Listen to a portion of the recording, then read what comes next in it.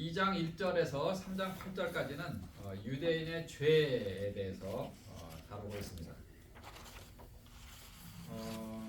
남을 판단하는 죄에 대해서 7번이나 기록을 했고요. 그 다음에 고집 부리고 회개하지 않은 그런 마음, 이런 것들이 이제 5절에 기록이 되어 있고요.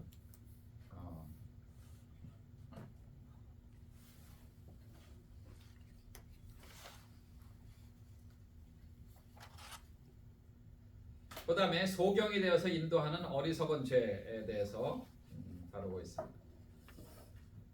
사무엘상 16장 7절에서도 사람은 외모를 보거니와 나 여호와는 중심을 보느니라 라고 말씀하십니다. 그 다음에 누가복음 13장 3절에서 너희에게 이르노니 아니라 너희도 만일 회개치 아니하면 다 이와 같이 망하리라. 하나님 앞에 고집 부리고 하나님을 협박하는 그런 크리스찬들이 아까 말씀드린 대로 이거 안 해주시면 저 뭐 할 겁니다 막 이러고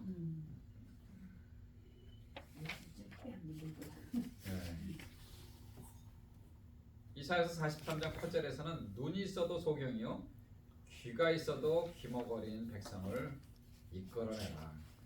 어리석은 백성들에 대한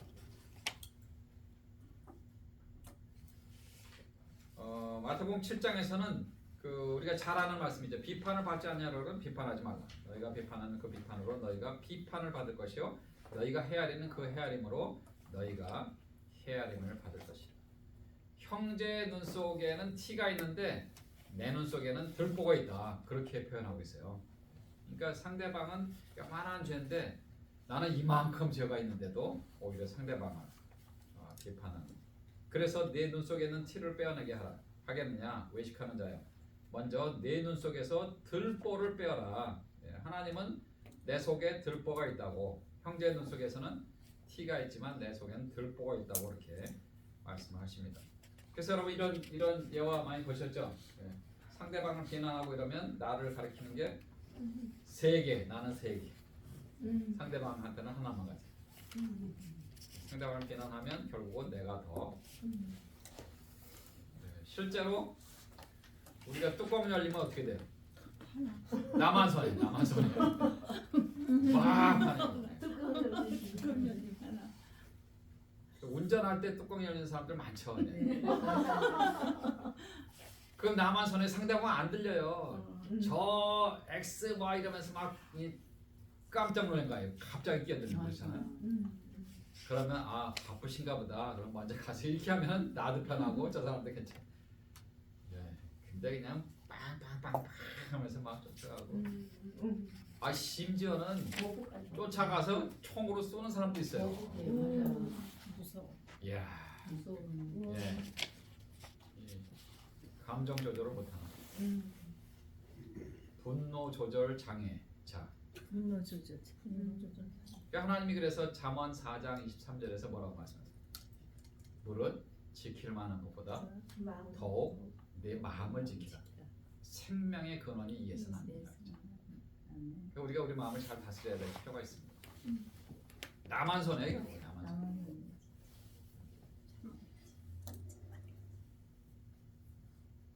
우리 장인 어른이 지금은 소천하셨지만 운전하면서 어떻게 이제 막 한 75인가까지 운전을 하셨어요.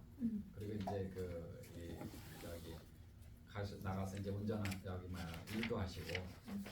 어느 날 경찰한테 스피드 티켓을 받으신 거예요. 이 어르신이 막 그냥 뚜껑이 열리고 열 받아갖고 티켓 받아갖고 경찰이 영어도 잘 안 되시니까 라이선스 주고 막 티켓 주니까 티켓을 탁 거기서 그냥 막 한 거예요. 그러고 티켓 받았으니까 또 스피드를 한 거예요.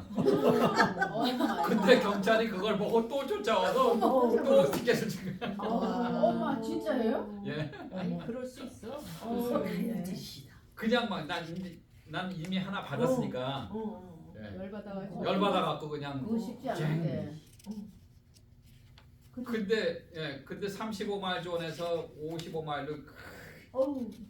20마일 나 같은 거. 하루에 티켓을 2개 나왔다. 맞아.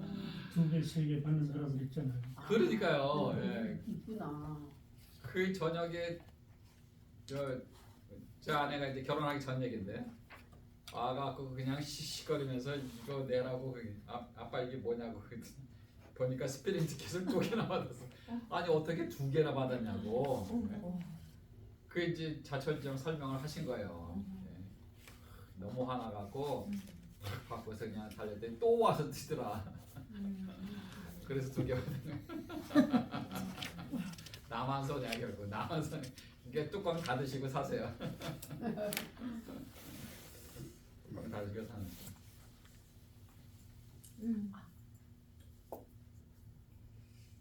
2장 17절에서 29절까지는 유대인들이 율법을 의지하고 하나님을 자랑한다고 이야기를 합니다.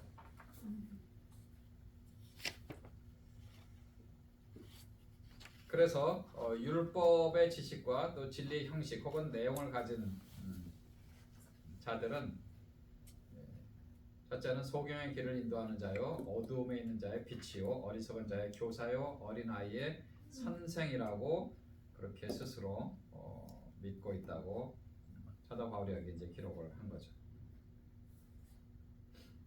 17절부터 보시면 유대인이라 칭하는 네가 율법을 의지하며 하나님을 자랑하며 율법의 교훈을 받아 하나님의 뜻을 알고 지극히 선한 것을 좋게 여기며 네가 율법에 있는 지식과 진리의 규모를 가진 자로서 소경의 길을 인도하는 자요 어두움에 있는 자의 빛이요 이렇게 해서 이제 잘못된 방향으로 가고 있다라는 것을 이야기를 하고 있는 것입니다. 그래서 율법의 교훈을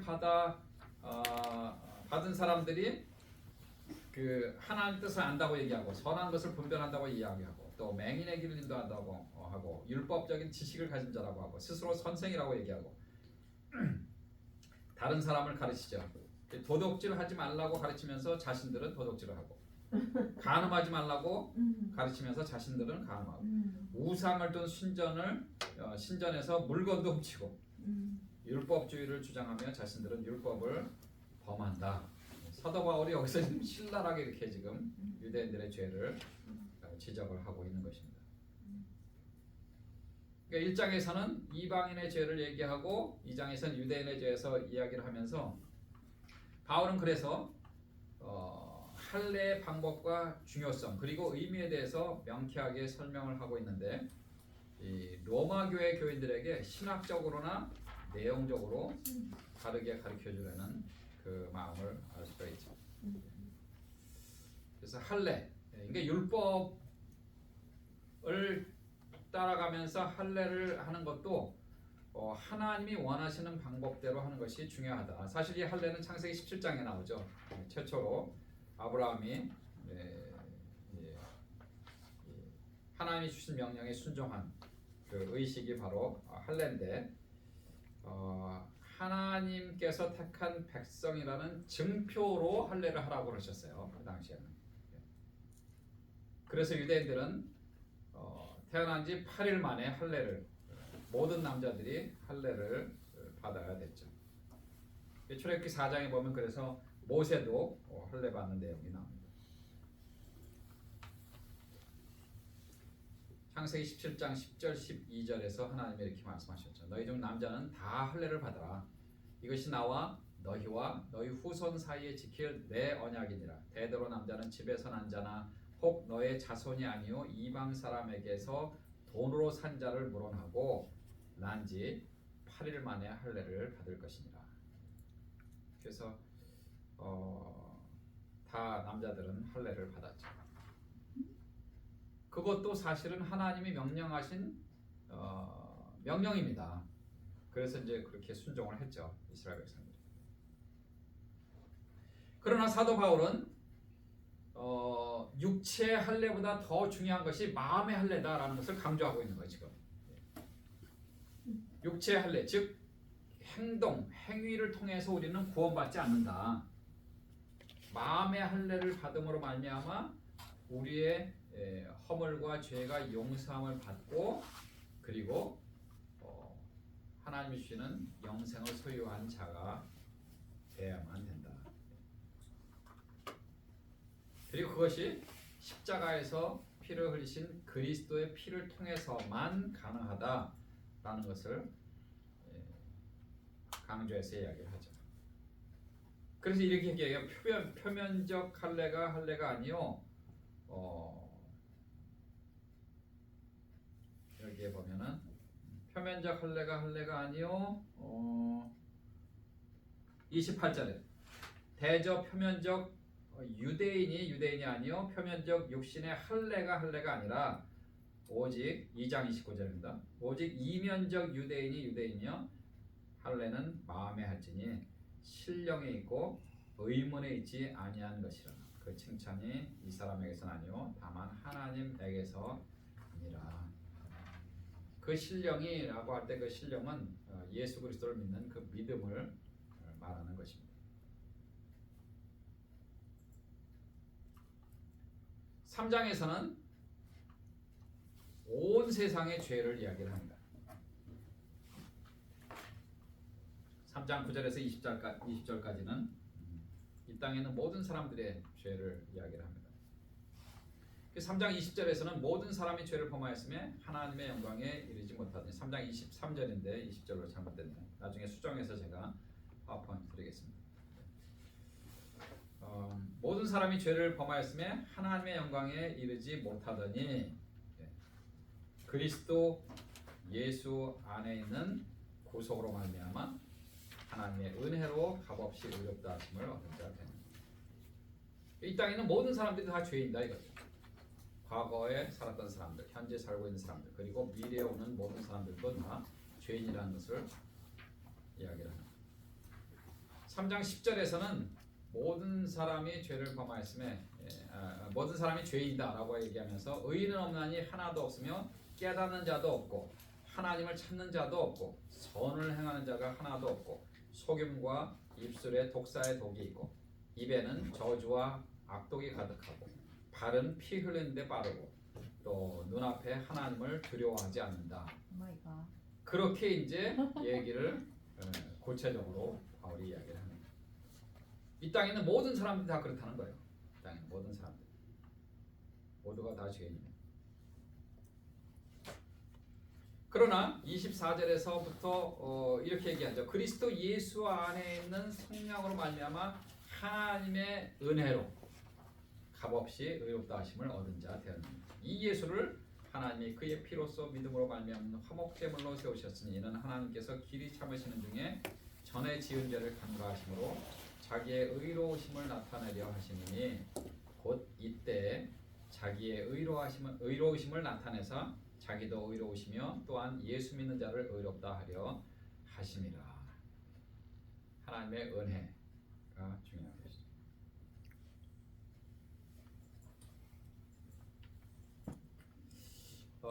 성경에 보면 율법이 613가지의 계명이 있는데 유대교에서 지키는 법입니다. 이게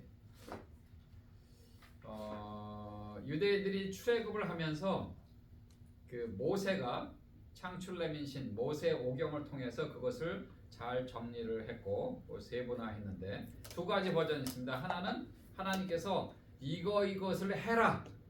또 하나는 그거를 하지 말라. 하라 하지 말라. 이렇게 두 가지로 하나님께서 명령하셨습니다.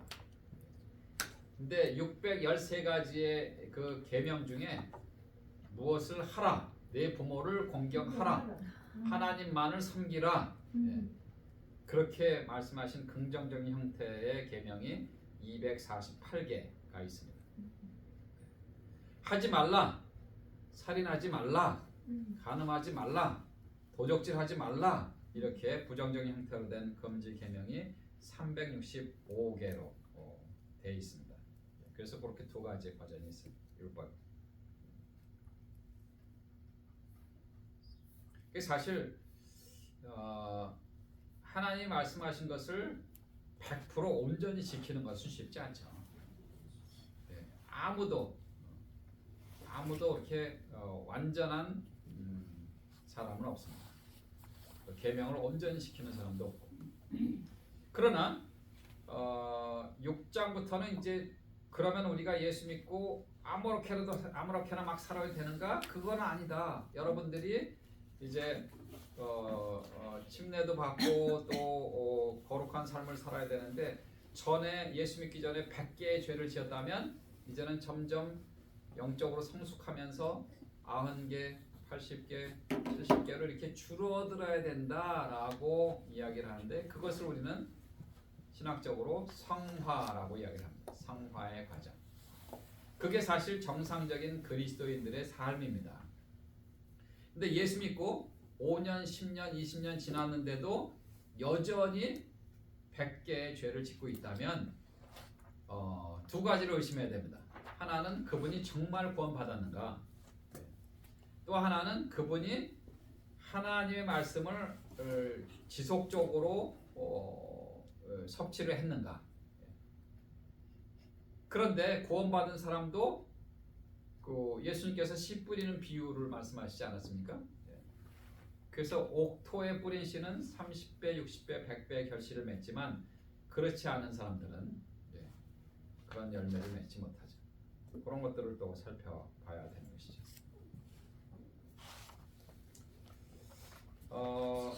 도표로 이렇게 정리를 좀 해봤습니다. 도덕법 10계명, 출애굽기 20장 1절에 17절 말씀이고요. 그 다음에 레위기에 나오는 제사법, 의문법, 히브리서와 갈라디아서 나오는 그 내용들, 그 구절도 집어넣고요. 그 다음에 이스라엘 백성들이 이야기하는 이스라엘 국법, 민법이죠. 그 국가 치안을 위해서 하나님 어떻게 해야 되는가 하는 것들을 그 관련 선고를 좀 적었고요. 또 레위기 11장에서는 하나님께서 음식에 대해서 말씀하셨어요. 이거는 먹어도 좋고 굽이 갈라진 짐승은 먹지 말고 뭐 이런 것들을 말씀하셨는데 이런 것들은 그냥 여러분들이 이거를 드릴 테니까 복습하시면서 그냥 참고로 보시면 좋겠습니다. 이것까지 다 일일이 우리가 살펴보려고 그러면 시간이 부족하니까.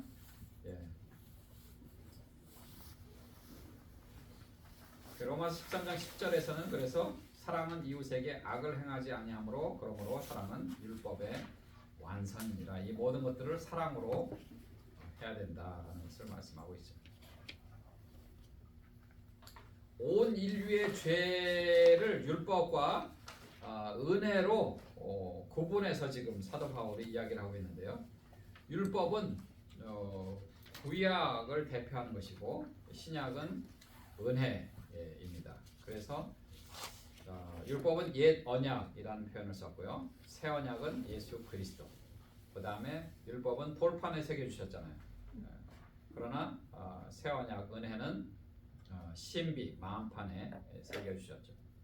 그 다음에 율법은 유대인들이 지키는 그런 법이죠. 율법적인 유대인들이 굉장히 많아요. 지금도 사실은 유대인들은 예수님을 메시아라고 믿지 않는 사람들이 많습니다. 대다수가 그래요. 그래서 지금도 메시아를 기다리는 유대인들이 있어요. 얼마나 불쌍해요.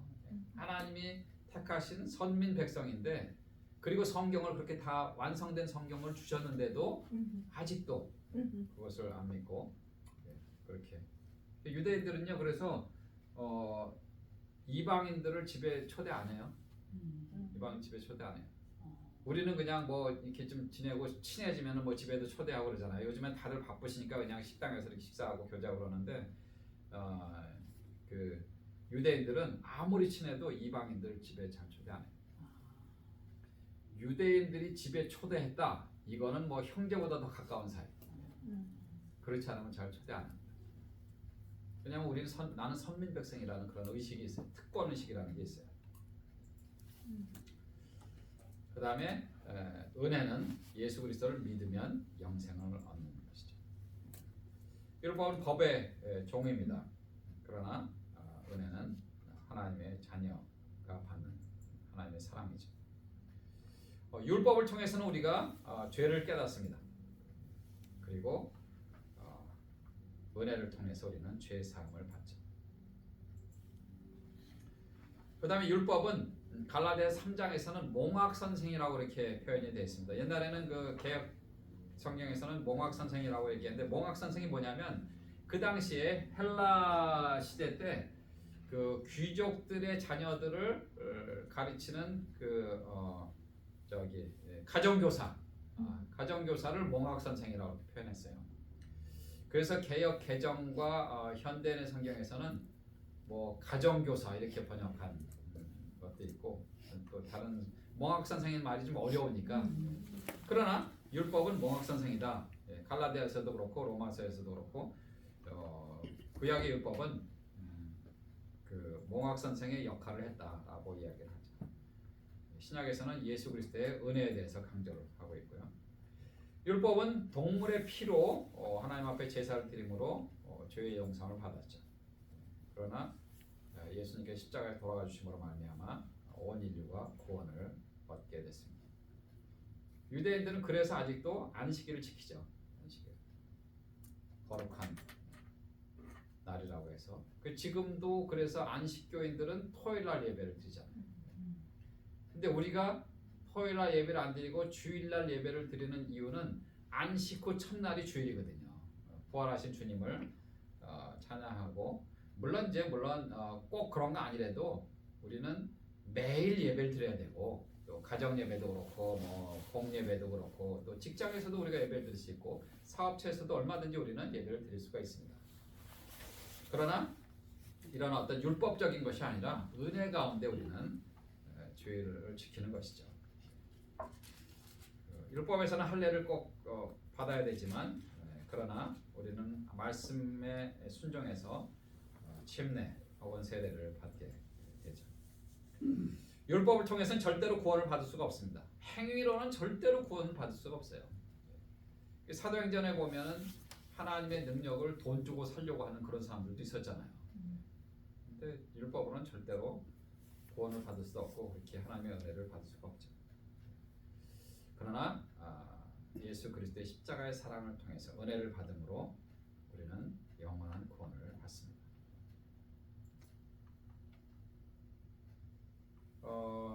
스캇 팩이라는 분이 미국의 정신과 의사입니다. 정신과 의사하면서 이분이 신학도 하신 분이에요. 그래서 신학자라고도 부르기도 해요. 근데 로드스 트래블이라는 책에서 길 없는 여행, 우리말로는 아직도 가야 할 길 이렇게 번역이 돼서 우리말로 번역이 되어 있습니다. 이분은 인생을 고통으로 얘기를 했어요. 그래서 그 고통을 알면 인생은 결코 고통이 아니다. 그렇게 얘기하신 분이에요. 근데 그분이 이 아직도 가야 할 길이라는 책에서 이렇게 얘기했어요. 삶은 고통의 바다, 즉 고해다. 이것은 삶의 진리 가운데 가장 위대한 진리다. 그러나 이러한 평범한 진리를 이해하고 받아들일 때 삶은 더 이상 고해가 아니다. 그러면서 얘기합니다. 다시 말해서 삶이 고통스럽다는 것을 알게 되고 그래서 이를 이해하고 수용하게 될 때 삶은 더 이상 고통스럽지 않다. 왜냐하면 그게 인생이라고 생각하기 때문에. 왜냐하면 비로소 삶의 문제에 대해서 그 해답을 스스로 내릴 수 있게 되기 때문이다. 대부분의 사람들은 삶이 어렵다는 이 쉬운 진리를 깨닫지 못하고 살아간다. 삶이란 대수롭지 않으며 쉬운 것이라고 생각한 나머지 살아가면서 부딪히게 되는 문제와 어려움이 가혹하다고 불평을 하게 된다. 그러면서 이분이 얘기한 놀라운 얘기가 있는데 그게 뭐냐면 원죄에 대해서 얘기합니다. 원죄를 생각의 게으름이라고 이렇게 표현했어요. 와, 여러분 생각해 보세요. 원죄. 아담과 하와가 하나님 앞에 죄를 짓는데 생각을 조금만 더 했으면 아마 하나님 앞에 죄를 짓지 않았을 것이다. 그 얘기를 한 거죠. 하와가 뭐라고 했어요? 하와가 뱀이 유혹할 때.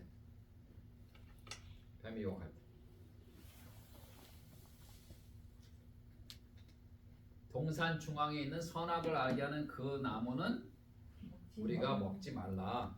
먹으면 죽을까 하노라. 우리말의 표현은 그렇게 했는데 사실 그 원문은 그냥 똑같습니다.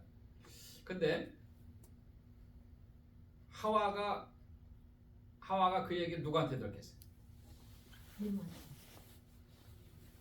남편한테 들었겠죠. 남편한테. 가정 예배 때. 여보 우리 가정 예배 드립시다. 찬양하고 기도하고 이제 하나님 말씀 받읍시다. 하나님이 동산에 있는 모든 실과는 다 먹어도 좋은데 선악을 알게 하는 동산 중앙에 있는 그 선악과의 열매는 먹으면 안 된다. 근데 하와가 그 얘기를 들었어요. 뱀이 유혹할 때 그 동산 중앙에 하나님 말씀의 동산 중앙에 있는 나무의 열과는 먹지도 말고 만지지도 말라 그렇게 자기 생각을 집어넣어서 그렇게 얘기해요. 뱀한테.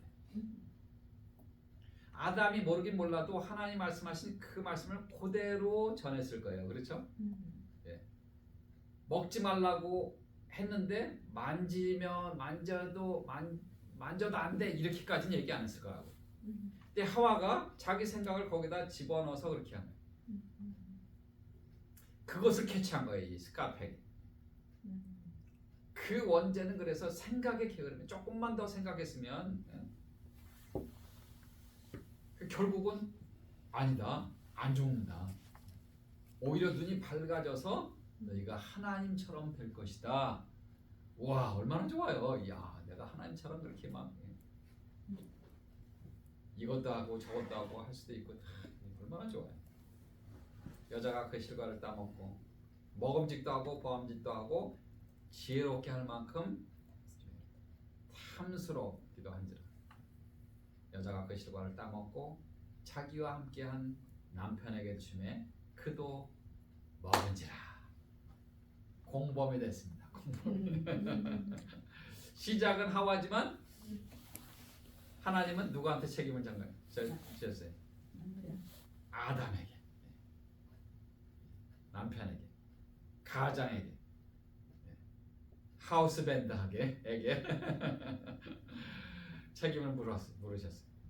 아담아, 네가 어디 있느냐? 하나님 내게 준 여자한테 여자가 그 실과를 줘서 내가 따먹고 눈이 밝아져서 두려워서 숨었나이다. 이야, 비겁해. 얼마나 비겁해. 하나님이 잘못했습니다 그러면 되는데 치사하게 하나님이 주신 여자가 나를 꼬셔서 그렇게 됐습니다. 그냥 잘못했다 그러면 되는데 말이야. 생각의 게으름. 한 번 더 생각합니다. 그래서 여러분 내가 무엇을 하려고 할 때 한 번 더 생각하시고 한 번 더 기도하시고 결정하시면 좋습니다. 저는 그래서 어떤 일을 할 때 한 번 더 생각해요. 진짜. 그러면 하나님이 지혜를 주세요. 그렇게 하면 되겠구나. 이렇게 해도 되겠네. 전에는 그냥 급한 마음에 그냥 막 가서 하다가 실수도 하고 실패도 하고 그러는데 이제 한 번 더 생각하니까 조금 여유도 생기고 뭐 오늘 꼭 해야 되는 거 아니면 내일 해도 되지 않겠는가? 그래서 시간적인 여유도 좀 생기고 그런 일들이 있습니다. 한 번 더 생각. 이 뚜껑 열리면 죄 짓는다니까요. 그냥 막 앞뒤 안 가리고. 한국의 통계인데 제가 인터넷에 찾아서 이 작은 거를 늘리니까 이렇게 흐려졌는데 지난 10년 동안에 살인, 강도, 강간, 강제추행, 절도, 사기, 폭력 이 정도 폭력이 제일 많아요. 폭력이 제일 많아요.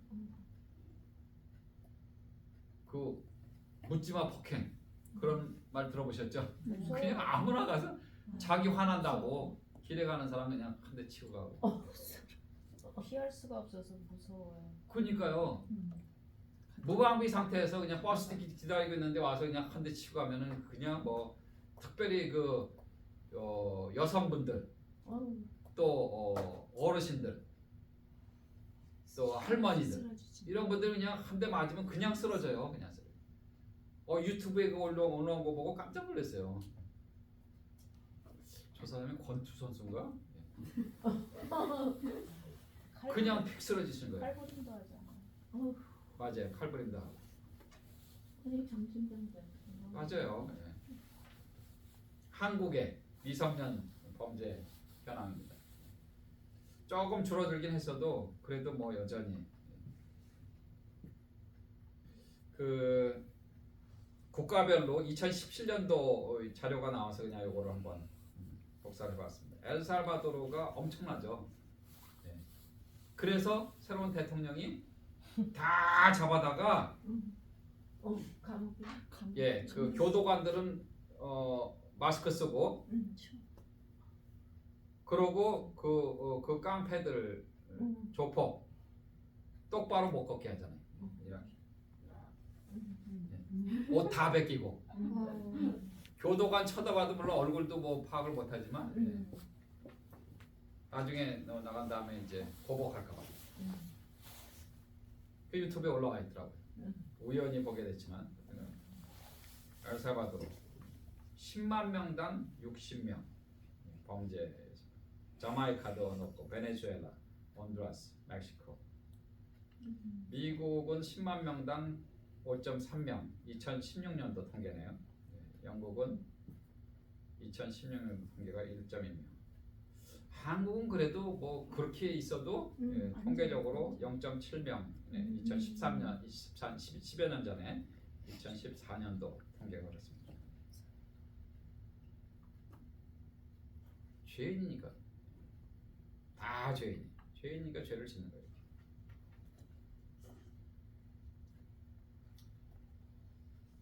어, 4장 5장은 뭐라고 그랬어요?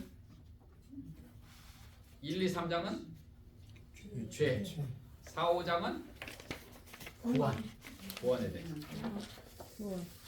그래서 4장 2절 3절에서 만일 아브라함의 행위로서 의롭다 하심을 받았으면 자랑할 것이 있으려니와 하나님 앞에서는 없느니라. 성경이 무엇을 말하느냐? 아브라함이 하나님을 믿음에 이것이 그의 의로 여겨진 바 되었느니라. 이 말씀에 이 성경이 어디에 있냐면요, 창세기 15장 6절에 나오는 말씀입니다. 아브라함이 하나님 믿으니 하나님이 이를 그의 의로 여기시고 그랬습니다. 그래서 아브라함이 믿음의 조상이 됐습니다. 하나님을 믿었기 때문에 믿음의 조상이. 그리고 의롭다고 인정을 받았습니다. 그 다음에 할례를 받기 전에도 하나님을 온전히 잘 믿었어요. 그리고 세상의 후사가 되는 언약은 율법이 아니라 믿음이라는 사실을 13절에서 16절까지 이야기를 했고요. 그 다음에 100세가 됐을 때도 내가 약속의 아들을 주겠다라고 말씀하시잖아요. 그런데 그 아들을 낳을 수 없는 그런 상황에서도 믿음으로 약속의 아들 이삭을 얻었죠. 물론 뭐 아브라함도 처음에는 안 믿었잖아요. 내가 아들을 주겠다 그랬더니 사라가 뭐라고 그랬어요? 현실을 직시하세요. 당신은 나이가 들었고 나도 경수가 끊어졌는데 어떻게? 그래서 인간적인 방법을 택했잖아요. 하갈 종을 첩으로 줬잖아요. 그래서 난 아들이 이스마엘. 창세기 16장 17장 그 사이는 이스마엘을 낳고 나서 17장 1절에서 하나님이 아브라함에게 찾아오셔서 나는 전능한 하나님이라 엘샤다이 히브리어로 전능한 하나님이다 라고 말씀하시면서 등장한 그 기간이 사실은 13년의 세월이 있었어요. 13년의 세월. 여러분 우리가 하나님 말씀을 불순종하고 죄를 지으면요 하나님 그냥 내버려 두세요. 사도 바울이 아까 얘기한 게 그거예요. 그래 너 네 마음대로 한번 해보고 싶어? 그래 해봐라. 아브라함도 자기 마음대로 자기 생각대로 인간적인 방법으로 물론 가정의 평화를 위해서 아내의 말을 들었죠. 듣기는. 우리 남편들은 다 그렇게 하고 있지만 가정의 평화를 위해서 저도 가정의 평화를 위해서 아내의 말을 많이 듣는 편인데, 근데 사실 가정 일이라든지 뭐 주변 사들은 아내 말이 맞는 게 많아요. 또 남자들은 자존심 고집 때문에 이제 그런 것도 있지만, 그런데 이 경우는 사실 믿음 없이 인간적인 방법으로 한 거예요. 그래서 어떻게 했어요? 이스마엘 아들을 낳았고, 그리고 그 아들이 하나님이 주신 아들로 생각을 했지만, 그리고 하나님은 아무 말씀도 안 하셨잖아요. 13년 동안. 얼마나 답답했겠어요. 아브라함의 생애를 잘 보면요, 아브라함은 사람과의 관계를 중요시하는 그런 삶을 사는 사람이에요. 그러다 보니까 하나님과의 관계도 굉장히 중요한 거예요. 하나님이 내게 말씀하셨으니까 그 말씀을 순종해야 되는 거예요. 하나님이 말씀하셨기 때문에 내가 그대로 하는 거예요. 나중에 그 18장 창세기 18장 19장에 보면은 천사 3명이 손님으로 이렇게 오잖아요. 그 아브라함이 어떻게 했어요? 막 달려갔잖아요. 어서 오십시오. 또 달려가서 종에게 저기 뭐야, 살찐 송아지를 잡아라, 막 빨리 음식해와라. 손님을 대접하는 일에 있어서 그렇게 열심을 했어요, 아브라함이.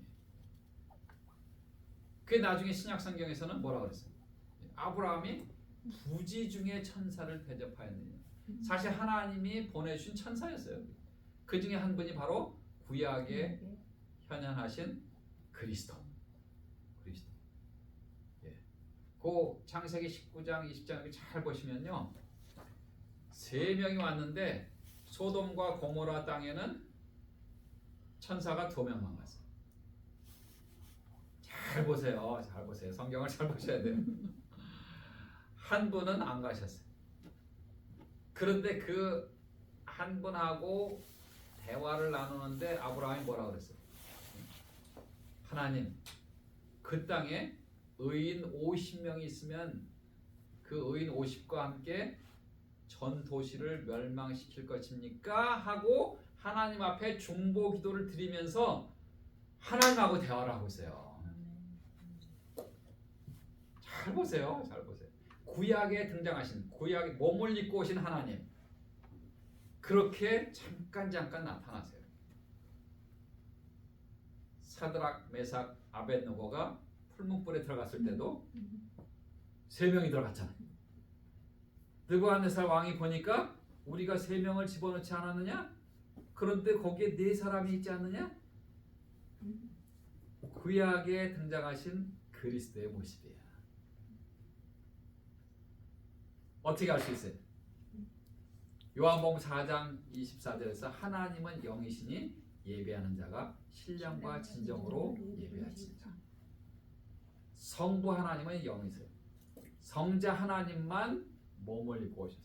구약에 잠깐 그렇게 그리스도의 모습을 보여주셨어요. 그래서 아브라함에게 그렇게 얘기해요. 아브라함에 대해서 50명, 내가 의인 50명만 있어도 50명 때문에 전 도시를 용서하겠다. 하나님 45명이면요, 내가 그 45명 때문에 용서하겠다. 40명이면 용서하겠다. 하나님, 티끌과 같은 나라도 말씀하게 하옵소서. 의인 30명이면요, 그 30명 때문에 내가 전 도시를 용서해 주겠다. 20명이면요, 10명이면요, 내가 10명만 있어도 용서하겠다. 그런데 그 10명이 없어서 소돔과 고모라 전 도시가 하나님의 심판을 받지 않았습니까? 10명이 없었어요. 우리는 그래도 어떻게? 우리 지금 10명이잖아요, 그렇죠?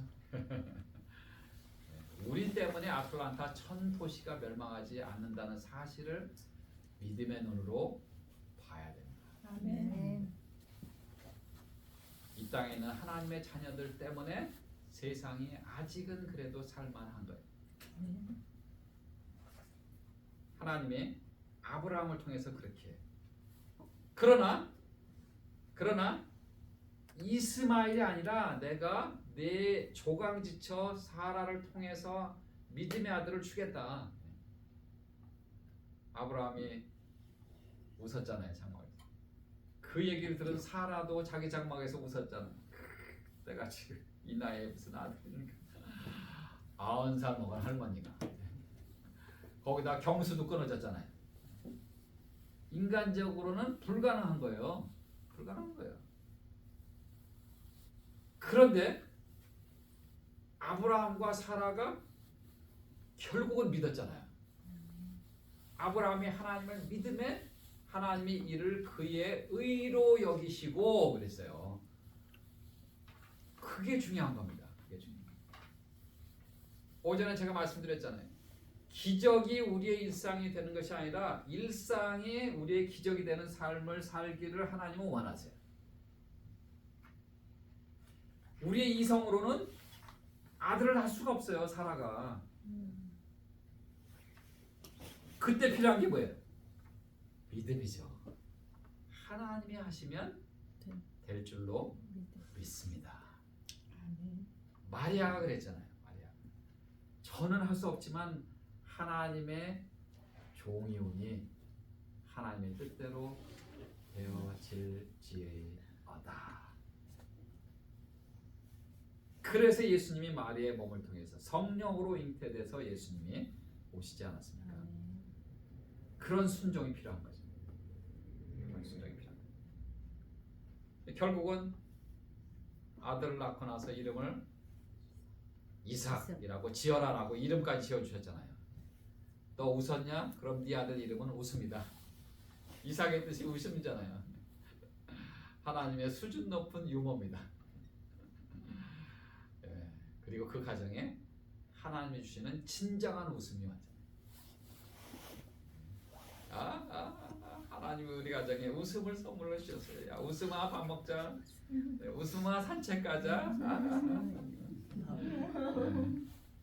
웃음아 쇼핑 가자. 하나님 주시는 참된 웃음. 그걸 어떻게 됐죠? 네, 오늘 여기까지만 하겠습니다. 네. 너무 좋습니다. 혹시 질문이나 코멘트나 있으시면